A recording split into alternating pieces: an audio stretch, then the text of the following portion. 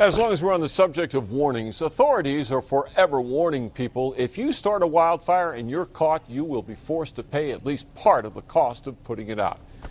But how real is that threat? News 13's Jim Winchester is here with the story.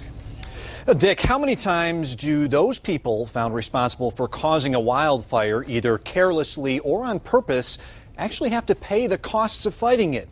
Well, not too often. The pictures from last week speak for themselves. A fire in the foothills started by a toy rocket. The Sevieta fire in the Bosque near Socorro started by someone grinding machinery. And the massive white fire near Ruidoso, also human-caused. Sometimes things get out of our control. When that happens, the massive response costs money, lots of money. But News 13 has found, despite the constant warnings that those responsible will have to help pay the cost of fighting the fire, it doesn't happen too often. An analysis of state records show in the past 5 years, only 4 wildfires have resulted in the state collecting money, totaling $450 grand. The most recent, the H12 fire a year ago at the Ted Turner-owned Vermejo Park Ranch.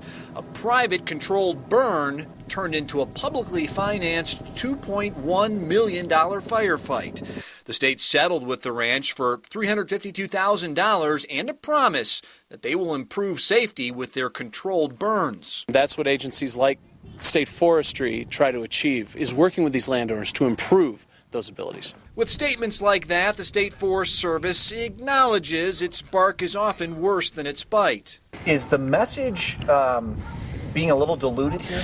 Well, I don't think it's necessarily being diluted. What I think the issue is that we're not telling them you mess up, you're going to pay. We're telling them you mess up, you may have to pay. But with millions of taxpayer dollars spent fighting these fires, people who live in the foothills, with their backs up against the fire zone, think that people need to pay somehow. Sure, it's all our tax dollars being spent where people just aren't paying attention. But if it's some stupid kid that started accidental, then, make them pay, do hours to the community or something, do something worthwhile.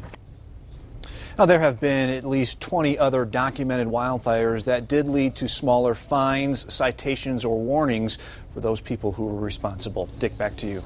Right, Jim. In one case, a man who accidentally started a wildfire paid the ultimate price. Back in 2002, the Peñasco fire tore through more than 15,000 acres and 13 homes near Cloudcroft. A resident started it accidentally with a cigarette. He committed suicide the next day because he felt so bad about all the damage and the pain he had caused his neighbors.